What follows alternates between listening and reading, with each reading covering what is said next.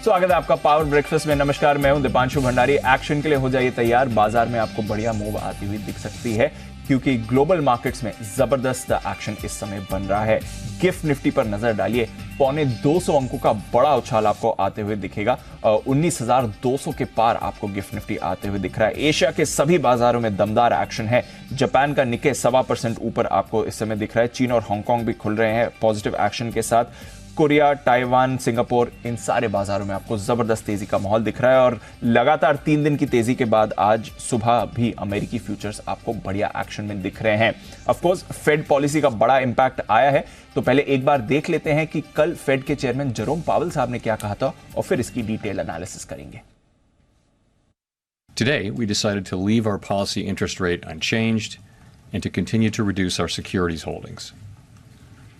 Given how far we have come, along with the uncertainties and risks we face, the committee is proceeding carefully. तो चलिए, action तो वैसा ही रहा जैसा बाजार ने एक्सपेक्ट किया था, बट और क्या कुछ पॉलिसी से निकल कर आ रहा है जिसकी वजह से अमेरिका में 3 दिनों की तेजी की हैट्रिक लगी है और फिर आगे का पाथ क्या समझना है। कल कैसा रहा ग्लोबल बाजारों का एक्शन, क्या कुछ आज के लिए इंपॉर्टेंट संकेत है। आइए सारे संकेतों के बारे में बात करते हैं नुपुर के साथ, और फिर बग्गा साहब भी हमारे साथ जुड़ने वाले हैं उनकी एनालिसिस के लिए। पर नुपुर, गुड मॉर्निंग। बढ़िया एक्शन दिख रहा है ग्लोबल मार्केट्स में, डाउ में अच्छी तेजी बनी है 3 दिनों की। जरा बताइए क्या कुछ हुआ है, ऑफ कोर्स पावेल साहब का क्या कहना है। बिल्कुल, जैसे कि अभी हमने सुना है उन्होंने पॉलिसी में जो रेट्स है वो नहीं बदली है। दूसरी बार ऐसा हुआ है, पॉजिटिवली मार्केट ने इसे लिया भी, एक्सपेक्टेशन पे ही था लेकिन पॉजिटिव रिएक्शन वहाँ पे आते हुए दिखा। कल हमने देखा कि तीसरे दिन लगातार डाउ में तेजी बनी हुई थी। 225 अंक ऊपर आपको डाउ ऊपर बंद होते हुए दिखा। नैस्डैक में इनफैक्ट चौथे दिन की तेजी बरकरार रखी, 200 अंक ऊपर आपको नैस्डैक भी बंद होते हुए दिखा। S&P भी पीछे नहीं था, 1.25% की तेजी वहाँ पर भी बनी हुई थी। कल क्या हुआ, फेड की पॉलिसी आई, वहाँ पे लगातार दूसरी बार फेड चेयरमैन साहब ने कहा कि जो ब्याज दरें वो बदली नहीं जाएगी, अनचेंज रखी, पॉज रखी, तो ये एक पॉजिटिव संकेत था। लेकिन उन्होंने ये भी कहा कि इकोनॉमिक एक्टिविटी तीसरी तिमाही में काफ़ी मजबूत रही है और आगे चलकर उनका यही मानना है कि जो पॉलिसी में ब्याज दरें हैं वो बढ़ाई जा सकती है। तो रूल आउट नहीं किया है उन्होंने कि ब्याज दरें नहीं बढ़ेगी आगे चल के। साथ ही साथ उन्होंने ये भी कहा है कि जो डिस्कशन अभी जो ब्याज दरों को लेकर चल रहा है उसमें ये नहीं हो रहा है कि आगे चल के जो ब्याज दरें उसमें कटौती की जाएगी। तो डिस्कशन कटौती पर फिलहाल नहीं है। तो ये भी इंपॉर्टेंट डेटा पॉइंट है जहाँ पे बाजार की अब नज़र रहने वाली है, क्योंकि महंगाई अभी भी 2% के लक्ष्य के ऊपर है। उन्होंने फेड चेयरमैन साहब ने ये भी कहा कि बॉन्ड यील्ड में जिस हिसाब से हमने लगातार तेजी देखी है, 16 साल की ऊंचाई पे ट्रेड करते हुए देखी है, उस पर भी उनकी नज़र है। उसके बाद एक रिएक्शन आते हुए दिखा बॉन्ड यील्ड में, जहाँ पे 10 साल की बॉन्ड यील्ड 4.8% के नीचे फिसलती हुई नजर आई। इनफैक्ट 2 साल की भी देखे तो 5% के नीचे फिसलते हुए ट्रेड करती हुई दिखी थी। डॉलर इंडेक्स में भी रिएक्शन था, 106 के पास आपको ट्रेड करता हुआ दिखेगा। आज कल जो नॉन पेरोल डेटा है वो भी आते हुए नजर आएगा, तो वहाँ पे नजर रहने वाली मैक्रो के लिहाज से काफ़ी कुछ होता है। तो फेड पॉलिसी से खुश थे बाजार, एक रिएक्शन देखने को मिला, लेकिन आगे चल के ब्याज दरें बढ़ाई जा सकती है, इसको रूल आउट नहीं किया है फेड चेयरमैन ने। साथ ही साथ जो कटौती है उस पर भी कोई फिलहाल डिस्कशन नहीं है, ये क्लियरली निकल के आया चेयरमैन की स्पीच से। साथ स्टॉक स्पेसिफिक रिएक्शन देखेंगे तो आपको सेमीकंडक्टर और IT स्टॉक्स में कल भरपूर तेजी देखने को मिली। एडवांस माइक्रो देखे तो 10% ऊपर था, एनवीडिया भी 3% ऊपर रिएक्ट कर रहा था। आज एप्पल के नतीजे आने वाले हैं तो यहाँ पर रहेगी नज़र। यूरोप में कोई प्रॉब्लम नहीं, कल भी ऊंचाई अच्छी तेजी के साथ ट्रेड कर रहे थे। आज यूके की बैंक ऑफ इंग्लैंड की पॉलिसी आने वाली है तो यहाँ पर रखनी होगी नज़र। कमोडिटी में भी हमारे लिए पॉजिटिव संकेत है, क्योंकि कच्चा तेल कल 3% फिसलकर 4 हफ्ते की निचले स्तर पर $85 पर ट्रेड करता हुआ दिख रहा है। सोना भी $2000 के नीचे आपको ट्रेड करता हुआ दिख रहा है। सपाट हालांकि यहाँ पे कारोबार बना हुआ है। चांदी 1% चढ़कर ट्रेड करती हुई दिख रही है। मेटल्स में हल्की बढ़त थी क्योंकि डॉलर इंडेक्स का रिएक्शन देखने को मिला था। हालांकि कॉफ़ी देखे तो 4% कल लुढ़कती हुई नजर आई थी। तो फेड चेयरमैन ने जो रेट्स में बदलाव नहीं किए उसका रिएक्शन कल बाजार में देखने को मिला, और आज एप्पल के नतीजे आएंगे तो वहाँ पर रखनी है नजर। बिल्कुल, तो एक्शन पॉजिटिवली लिया है फेड पॉलिसी को बाजार ने, और उसके बाद बॉन्ड यील्ड घटी है, बाजार भी ऊपर गए हैं। क्या समझना है इस पॉलिसी ब्रेक से आगे के आउटलुक को लेकर? आइए ग्लोबल मार्केट्स के एक्सपर्ट अजय बग्गा साहब हमारे साथ इस समय शो पर जुड़ रहे हैं। बग्गा साहब, बहुत बहुत शुक्रिया जुड़ने के लिए। Welcome back sir. एक बीच में थोड़ा पॉज हो गया सर, ट्रैवल भी कर रहे थे, कुछ कमिटमेंट्स में बिजी थे, बट अच्छा लगता है सर आपसे बात करने में, स्पेशली फेड पॉलिसी के बाद। जरा बताइए, लगातार दूसरी बार ऐसा हुआ है जब रेट्स में बदलाव नहीं किया गया है। क्या समझना है इस पॉलिसी से? क्या मान लिया जाए कि आगे रेट हाइक्स नहीं होंगे, या फिर अभी भी एक डोर खुला है आगे रेट हाइक्स के लिए? सर देखिए, खिड़की तो खुली है रेट हाइक्स के लिए, क्योंकि इन्फ्लेशन 2% के टारगेट पे नहीं है, तो वो विक्ट्री नहीं डिक्लेयर कर सकते। खिड़की खोल के रखेंगे कि अगर इन्फ्लेशन बेकाबू हुई तो रेट बढ़ाएंगे। बट अगर ओवरऑल इनके कमेंट्स देखे जाएं डीप, तो डविश कमेंट्स थे, ज्यादा डविश स्टेटमेंट थी। चाहे उन्होंने जरूर कहा कि पॉलिसी का स्टैंड जो है वो रिस्ट्रिक्टिव रहेगा और इन्फ्लेशन का 2% का टारगेट थोड़ी दूर है, बट उन्होंने ये जरूर कहा कि हम बहुत बड़ा एक फासला तय कर चुके हैं, we have come very far, और अब जो रिस्क है वो बैलेंस्ड है। तो दो तरफा है, स्लो डाउन भी हो सकता है या इन्फ्लेशन भी बढ़ सकता है। इसके कारण हम पॉज कर रहे हैं, और दो बारी, जैसे आपने कहा, 2 बैठकों में पॉज किया है, तो मार्केट का जो प्रोबेबिलिटी है, जो मार्केट का अनुमान है रेट हाइक और होना इस साल दिसंबर में होना, तो लगभग तय है कि नहीं होगा। और अगले जनवरी 31 को भी 28% का ही प्रोबेबिलिटी रह गया है। तो यहाँ से रेट हाइक का बहुत मुश्किल लग रहा है दी। आप रूल आउट नहीं कर सकते क्योंकि उन्होंने खिड़की खुली रखी है, बट एक जो शब्द उन्होंने यूज किया कि आगे हम केयरफुली चलेंगे। केयरफुली, सेंट्रल बैंक्स की भाषा में केयरफुली का क्या मतलब हम निकालते हैं? केयरफुली का मतलब है कि यही पॉलिसी स्टांस रहेगा, तो यहाँ कोई सरप्राइज नहीं आएगा कि रेट हाइक कर दिए जाए। कटौती भी नहीं होगी, कटौती जुलाई अगस्त तक से पहले कटौती नहीं दिख रही, बट दिसंबर तक 2 या 3 रेट कट्स होने का पूरा अनुमान है मार्केट में, जो स्टांस अभी बना रहा है। Understood sir. तो ऐसा नहीं है कि रेट हाइक्स खत्म हो गई हैं, हिंट है शायद आगे और रेट हाइक्स हो सकती हैं, बट एटलीस्ट बाजार इस समय पॉजिटिव है जो लगातार दूसरी बार पॉज लिया है। एंड ऑफ कोर्स 9:45 बजे पूरा और डिटेल एनालिसिस विश्लेषण करेंगे बग्गा साहब के साथ, और कुछ और आगे की भी चर्चा करेंगे। सुबह सुबह हमारे साथ जुड़ने के लिए सर बहुत बहुत शुक्रिया आपका। आइए जानते हैं हमारे बाजारों के लिए इसके क्या इंपैक्ट हो सकते हैं। आज वीकली एक्सपायरी के दिन क्या आपको स्ट्रैटेजी बनानी है, जी बिजनेस के मैनेजिंग एडिटर अनिल सिंघवी के साथ।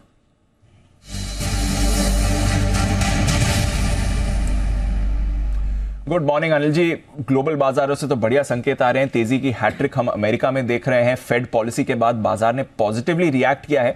जरा पहले तो बताएं कि ये जो फेड पॉलिसी है, जो भी बयान दिया है पावल साहब ने, उसका हमारे लिए क्या मायने समझने हैं? गुड मॉर्निंग जी। देखिए, फेड की पॉलिसी उम्मीद के मुताबिक रही और बयान भी कमोबेश उम्मीद के मुताबिक ही रहे, और जिस तरह से डॉलर इंडेक्स इस पॉलिसी से पहले बहुत भाग चुका था, मजबूत हो चुका था, बॉन्ड यील्ड काफी बढ़ चुके थे, उतना कुछ खराब कहा नहीं है फेड चेयरमैन ने, जैसा अभी बग्गा सर भी बता रहे थे, और हमने पूरी डिटेल्स देखी भी है। तो मेरे ख्याल से पॉलिसी उम्मीद के मुताबिक आई है, और क्योंकि पॉलिसी से पहले थोड़ा सा हम डर कर गए थे, खासतौर से बॉन्ड मार्केट के लिहाज से, इसलिए बॉन्ड यील्ड थोड़े से नीचे आते हुए दिखे, और वो बड़ी राहत की बात है। कच्चा तेल भी हमारे $85 के आसपास है, वो एक अच्छा संकेत। तो ओवरऑल फेड की पॉलिसी के बाद संकेत अच्छे हैं। अमेरिकी बाजार में भी एक सही लेवल पर अपना बेस बनाकर ऊपर आने की कोशिश की है, तो मुझे लगता है कि ये मजबूती और आगे भी बढ़नी चाहिए।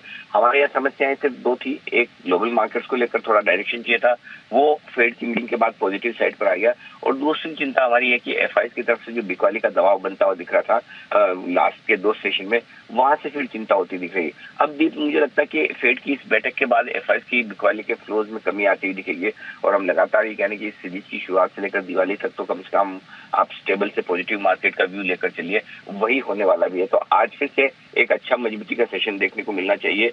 वीकली एक्सपायरी भी है, शॉर्ट्स भी है जो कल और परसों में बने, वो आज शॉर्ट कवरिंग के लिए आगे आते हुए दिखेंगे। ऐसे में सपोर्ट अब आज के लिए है 18,825, 18,925 से 100 पॉइंट की रेंज मजबूत सपोर्ट का काम करेगी। ऊपरी स्तरों पर 19,075 से 19,150 ये पहली रेंज है जहां तक जाने की कोशिश निफ्टी की हो सकती है। बैंक निफ्टी का जहां तक सवाल है, 42,300 42,500 आपके लिए पहला और मजबूत सपोर्ट जो है। ऊपरी स्तरों पर 43,000 43,150 ये रेंज जहाँ तक बैंक निफ्टी भी जाने की कोशिश कर सकता है। और नीचे एक और चीज है कि बैंकिंग शेयर थोड़ा सा बैंक निफ्टी हल्का अंडर परफॉर्म कर रहा था। मुझे ऐसा लगता है कि अब फेड की बैठक के बाद में वहां पर भी थोड़ी और मजबूती आने के संकेत बनेंगे। तो इन सारे लेवल्स और इस तरह की स्ट्रेटेजी पर नजर रखा जाए। कम गैप के साथ खुले तो खरीदारी के मौके होंगे, बड़े गैप के साथ खुले तो थोड़ा सा इंतजार करें, पहली डिप पर खरीदें। चलिए, तो इंपॉर्टेंट लेवल्स सर ने आपको बता दिए जहां पर आपको रखनी है नजर।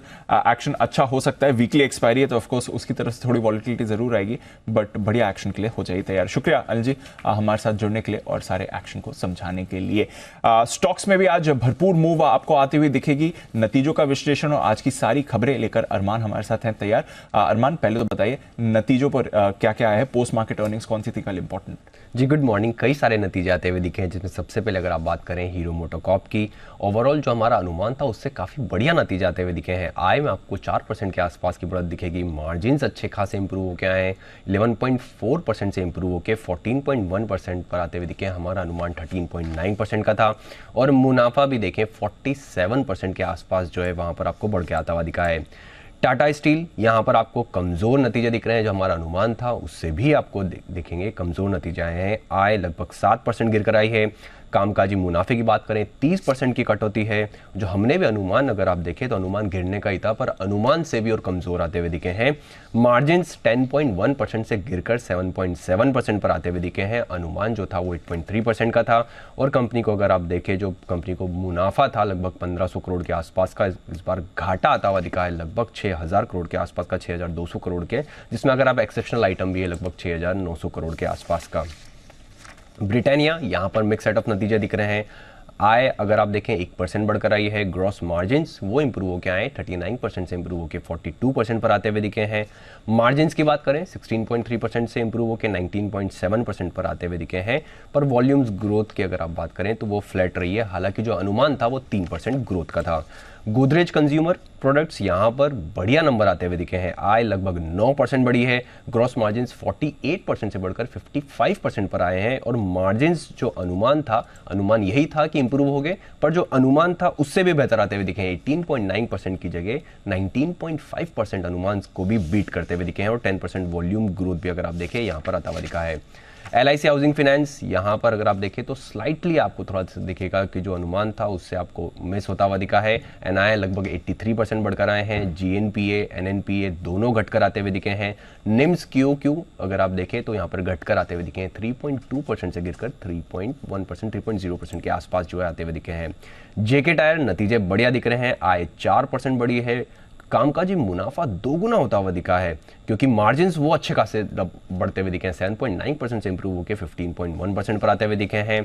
उसी के साथ साथ अगर आप बात करें फिनो पेमेंट, यहाँ पर आय लगभग 18% बढ़ी है।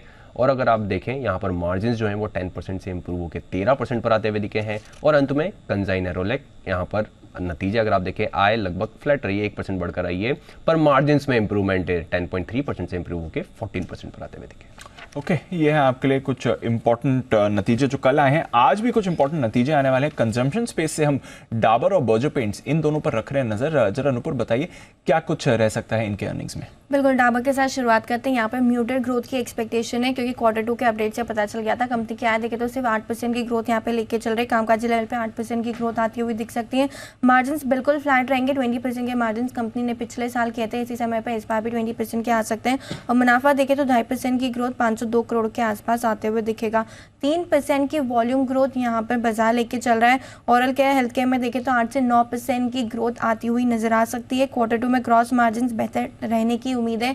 मैनेजमेंट ने अपने Q2 के अपडेट में कहा था, तो यहाँ पे रखनी है नज़र। साथ ही साथ जो रूरल डिमांड है वहाँ पर भी रिकवरी की उम्मीद है आने वाले क्वार्टर्स में। तो मैनेजमेंट की कमेंट्री इंपॉर्टेंट रहेगी रूरल डिमांड को लेकर, लेकिन मार्जिन्स बिल्कुल फ्लैट रहेंगे और 3% की वॉल्यूम ग्रोथ इस क्वार्टर में देखने को मिल सकती है। ओके, ये है आपके लिए डाबर। बर्जर पेंट्स इसके बारे में क्या? बिल्कुल, यहाँ पर भी 6% की रेवेन्यू ग्रोथ की एक्सपेक्टेशन है। कामकाजी लेवल पे देखें तो आपको मुनाफा बढ़ते हुए दिखेगा। लागत में काफ़ी कमी हुई है, जिसके चलते करीबन 500 करोड़ का आपको कामकाजी लेवल पे मुनाफा आते हुए नजर आ सकता है। मार्जिन्स भी देखें तो 10% से बढ़ के 17% हो सकते हैं, और मुनाफा भी देखें तो 37% की ग्रोथ यहाँ पे लेके चल रहे हैं। डोमेस्टिक डेको वॉल्यूम्स में देखें तो 6% की ग्रोथ की उम्मीद है। ग्रॉस मार्जिन्स में करीबन 500 से 600 बेसिस पॉइंट की उम्मीद यहाँ पे एक एक्सपैंड होकर आ सकता है, जिसका फ्लो डाउन आपको कामकाजी लेवल पे नजर आएगा। एड स्पेंड्स पे रखनी है नज़र, क्योंकि पिछले क्वार्टर में बढ़ते हुए दिखे थे, इस क्वार्टर पर रहेगी नज़र। तो वॉल्यूम ग्रोथ यहाँ पे 6% की उम्मीद है, और मार्जिन एक्सपेंशन 700 बेसिस पॉइंट से हो सकता है। ओके, ये है आपके लिए आज के भी कुछ इंपॉर्टेंट नतीजे। अरमान बताइए, आज की खबरें कौन सी हैं और साथ ही कौन से इंपॉर्टेंट ट्रिगर्स हैं जहां पर रखनी है नजर? जी बिल्कुल, आज भी कई सारे नतीजे हैं। निफ्टी में आपको टाटा मोटर्स, अडानी इंटरप्राइजेस के नतीजे आते हुए दिखेंगे। F&O में भी कई सारी कंपनियां हैं, Berger paints, Cholamandalam investment, container Corp, Dabur India, Godrej properties, Gujarat gas, IEX की बात करें, डॉक्टर फिलहाल पैथ, सारी कंपनियों के नतीजे आते हुए दिखेंगे। वेलियंट लेबोरेटरीज 50% का IPO, एंकर लॉक-इन खत्म होता हुआ दिखेगा। ग्लैंड फार्मा, इनका जो लॉक इन है 20% शेयर्स का, वो ओपन होता हुआ दिखेगा। एक्स डेटे स्टॉक्स में HUL इंटरिम डिविडेंड 18 का, टेक महिंद्रा इंटरिम डिविडेंड 12 का, कोफोर्ज इंटरिम डिविडेंड 19 का, और ODI वर्ल्ड कप तो है ही सही, इंडिया वर्सेस श्रीलंका और मुंबई में खेला जाएगा। IPO अपडेट्स में सेलो वर्ल्ड IPO, इनका फाइनल अपडेट आ चुका है, बढ़िया सब्सक्रिप्शन मिलता हुआ दिखा है, 41.7 टाइम्स बढ़ता हुआ दिखा है। रिटेल का हिस्सा हालांकि 3 गुना बढ़ा है, पर QIB का हिस्सा 122 गुना बढ़ता हुआ दिखा है। NIA की बात करें तो 25 गुना है। होनासा IPO, यहाँ पर IPO जो आज क्लोज होगा, डे 2 का अपडेट है। ओवरऑल अभी तक सब्सक्रिप्शन 70% बढ़ा है, जिसमें अगर आप रिटेल का हिस्सा 62% है, QIB पूरा बढ़ता हुआ दिखा है, 100% बढ़ चुका है। ऑटो नंबर्स में आइशर मोटर्स, यहाँ पर जो अनुमान था उससे थोड़े कमज़ोर आए हैं, आप देखें लगभग 3% बढ़कर आते हुए दिखे हैं। खबरों के हिसाब से गेल, BPCL आपको यहाँ पर ध्यान रखना है, क्योंकि 63,000 करोड़ की अगर आप देखें प्रोपेन सप्लाई के लिए BPCL के साथ ये करार करते हुए दिखे हैं। उसी के साथ साथ बजाज फाइनेंस लिमिटेड, यहाँ पर लगभग 7,670 रुपये जो है उस पर वारंट्स के भाव पर बजाज फिनसर्व को लगभग 15.5 लाख वारंट्स जारी करेंगे। फाइजर लिमिटेड, यहाँ पर जॉइटिस फार्मास्यूटिकल रिसर्च को लगभग 264 करोड़ के आसपास में ज़मीन बेचेंगे, और ठाणे में जो है, तुर्बे में है ये ज़मीन। JR इंफ्रा प्रोजेक्ट, इनकी सब्सिडरी ने आप देखें कंसेशन NHAI के साथ कंसेशन एग्रीमेंट किया है, और बोर्ड अगर आप देखें तो बिड जो टोटल कॉस्ट है बिड की, उसकी लगभग 1227 करोड़ के आसपास की है। और अंत में EIH लिमिटेड, यहाँ पर आंध्र प्रदेश के तिरुपति 5 स्टार होटल बनाने के लिए बोर्ड ने मंजूरी दी है। होटल बनाने के अनुमानित लागत जो है वो लगभग 140 करोड़ के आसपास है। ओके, ये आपके लिए सारी खबरें और स्टॉक्स जहां पर एक्शन दिखने वाला है। कुछ बढ़िया ट्रेडिंग कॉल्स और आज के बजिंग स्टॉक्स के बारे में भी बात करते हैं। आनंद राठी शेयर्स एंड सिक्योरिटीज के मेहुल कोठारी साहब हमारे साथ इस समय शो पर जुड़ रहे हैं। मेहुल जी, गुड मॉर्निंग। बताएं सर, पहले तो आज आपके ट्रेडिंग आइडियाज कौन से रहेंगे? जी देखिए, आज मेरे जो 2 पिक्स है, पहला है आइडिया मुझे बहुत पसंद है, ब्रेकआउट आया है यहाँ पर 12.50 के आसपास इसको लेना है। 11 रुपए का स्टॉप लॉस रखिएगा, और टारगेट है 15 रुपया 50 पैसा। दूसरा जो काउंटर मुझे पसंद है वो EPL limited, mid cap stock है, 185 के पास खरीदारी की सलाह रहेगी, 180 का स्टॉप लॉस रहेगा और 195 का टारगेट रहेगा। ओके, तो 2 ट्रेडिंग कॉल्स खरीदारी करनी है आपको, वोडाफोन आइडिया और EPL, यहां पर रखिए नजर। सर, टाटा स्टील आज अपने नतीजों पर रिएक्ट करने वाला है। एक बार जरा टाटा स्टील के चार्ट भी देख लें, कल करीब 2% कमजोर था। आज के लिए इंपॉर्टेंट लेवल्स क्या बनते हैं इस पे? देखिए, मेटल्स काफी दिनों से प्रेशर में है, इनफैक्ट टाटा स्टील भी लीड ही कर रहा है।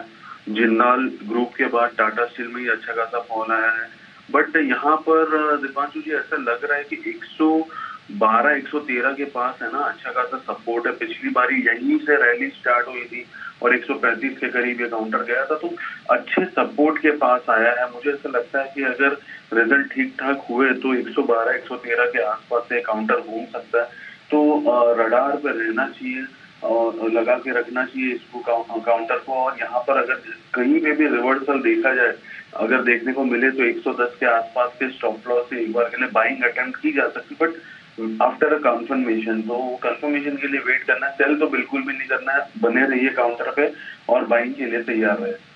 ओके, सेल नहीं करना है, बने रहिए काउंटर पर, बाइंग के लिए तैयार रहें। नतीजों का और भी कई सारे रिएक्शंस आएंगे, बट बहुत बहुत शुक्रिया मेहुल जी हमारे साथ जुड़ने के लिए और अपनी स्ट्रैटेजीज और कुछ स्टॉक्स के बारे में बात करने के लिए। आइए कमोडिटी बाजार पर भी डालते हैं नजर। HDFC सिक्योरिटीज के अनुज गुप्ता साहब हमारे साथ शो पर जुड़ रहे हैं। अनुज जी, गुड मॉर्निंग। पहले तो कच्चे तेल से ही शुरुआत करते हैं, लगातार गिरावट दिखा रहा है, अब ऑलमोस्ट 1 महीने के निचले स्तर पर इंटरनेशनल प्राइसेस आ चुके हैं। जरा बताइए आज कच्चे तेल में कैसा एक्शन दिख रहा है आपको? देखिए, कच्चे तेल में एक रेंज बाउंड मोमेंटम रहा है, प्राइस हायर लेवल से डिक्लाइन हुए हैं, तो सेल ऑन राइज का मार्केट यहाँ पे लग रहा है। कहीं ना कहीं हमें लगता है कि जैसे कल भी गिरावट हुई थी, तो हमें लगता है कि अगेन सेल ऑन राइज का मार्केट हो सकता है। और अगर हम एक रेंज की बात करें तो $83 से लेकर $90 के बीच प्राइस मूव कर सकते हैं। M6 की अगर बात करें तो नीचे 6,600 से लेकर 6,900 के बीच प्राइस का मूवमेंट रहेगा। तो अगर प्राइस में बाउंस बैक आता है करीबन 6,850 के आसपास तक, तो वहाँ पे बिकवाली का ट्रेड देखना चाहिए। हमें लगता है कि नीचे करीबन 6,650 तक के लेवल देखने को मिल सकते हैं। तो ओवरऑल जो सेंटीमेंट है अभी क्रूड में एक रेंज बाउंड है विद बियरिश ट्रेंड के साथ में। गोल्ड में क्या एक्शन दिख रहा है सर? देखिए, कल फेडरल का जो डिसीजन आया है, इन्होंने इंटरेस्ट रेट सेम रखे, तो उससे काफी हद तक सपोर्ट मिला है। तो गोल्ड मुझे लगता है कि फ्लेवर में रहना चाहिए। गोल्ड में खरीदारी का ट्रेड हमें लगता है कि देखने को मिल सकता है। इंटरनेशनली देखें तो करीबन $1986 के आसपास ट्रेड कर रहा है। M6 में करीबन 60,700 के आसपास है, तो ऑलमोस्ट करंट रेट के आसपास खरीदारी कर सकते हैं। स्टॉप लॉस 60,500 का रहेगा। टारगेट हमें लगता है कि ऊपर में 61,000 तक 61,200 तक देखने को मिल सकता है। तो मोमेंटम जो है गोल्ड में वो भी पॉजिटिव है। यहाँ पर बाय ऑन डिप्स की स्ट्रेटेजी बना के चल सकते हैं। ओके, और बेस मेटल्स में कुछ पसंद आ रहा है ट्रेड के लिए सर? अब देखिए, बेस मेटल में भी हमने एक काफी दिनों से एक स्टक मूवमेंट देखी है, प्राइस काफी रुके हुए हैं। अगर हम कॉपर की बात करें तो 700 से लेकर 715 के बीच प्राइस मूव करते हुए दिख रहे हैं। तो अगर यहाँ पर भी हमने जिस तरह की हमने देखा कि मेटल्स में हायर लेवल पे बिकवाली देखने को मिली है, तो अगर प्राइस हायर लेवल पे मिलते हैं तो वहाँ बिकवाली करना चाहिए। हमें लगता है कि 700 के आसपास अगेन एक बाउंस बैक आ सकता है, बट हमें लगता है कि जिस तरीके का मेटल की ट्रेंड चल रहा है तो सेल ऑन राइज का मार्केट रहेगा। सेल ऑन राइज का ही ट्रेंड वहां पर आपको दिखेगा। बहुत बहुत शुक्रिया अनुज हमारे साथ जुड़ने के लिए और अपने कॉल्स आज सुबह के लिए शेयर करने के लिए। आइए दिग्गज ब्रोकरेजेस की आज कहां पर है नजर, ये भी जान लेते हैं FIR में।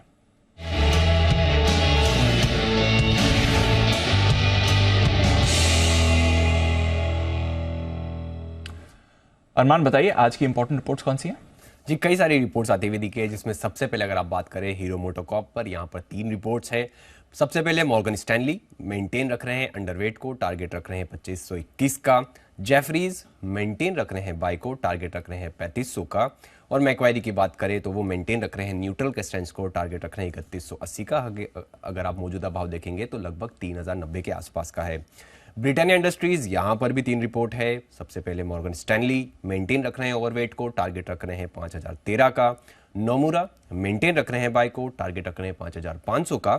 और मैक्वायरी मेंटेन रख रहे हैं न्यूट्रल के स्टैंड को, टारगेट रख रहे हैं 4350 का। अगर आप मौजूदा भाव देखेंगे तो लगभग 4400 के आसपास का है। मॉर्गन स्टैनली की टाटा स्टील पर है, मेंटेन रख रहे हैं इक्वल वेट को, टारगेट रख रहे हैं अगर आप देखें तो 115 का।